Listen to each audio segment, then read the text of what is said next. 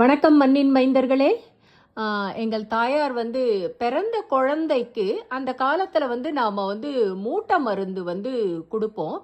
அந்த மூட்டை மருந்து பார்த்திங்கன்னா எல்லாமே நம்மளோட நாட்டு மருந்து கடைகள்ல இருந்து வாங்கி அந்த மருந்தை இடித்து அதை பொடி பண்ணி ஒரு சின்ன பருத்தி துணியில் போட்டு சின்ன சின்ன மூட்டைகளாக கலந்து ரெடி பண்ணி முன்னாடியே, அதாவது பிரசவத்துக்கு முன்னாடியே நம்ம அதை தயார் நிலையில் வச்சுருக்கணும்.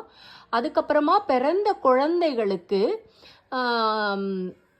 குளிப்பாட்டின உடனே அதை தாய்ப்பாலில் கலந்து அதை கொஞ்சமாக பிழிஞ்சு அந்த சின்ன அந்த மருந்தை ஒரு ஸ்பூன் அளவு மருந்தை குளித்ததுக்கப்புறம் அந்த குழந்தைக்கு கொடுத்தோன்னா சளி தொல்லை, வாயு தொல்லை இல்லாமல் நல்ல உறக்கம், ஆரோக்கியமாக இருக்கும். அதற்கான மூலப்பொருள்களை இப்போ எங்கள் தாயார் சொல்லுவாங்க. சுப்மா. ஓமம், சீரகம், மிளகு, கடுகு, எண்ணெய், வாய் விலங்காய்,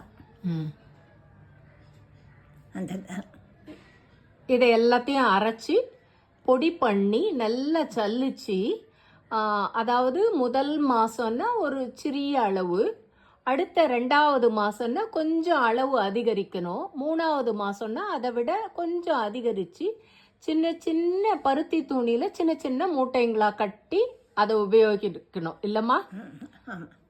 சரி, நன்றி, வணக்கம் நண்பர்களே.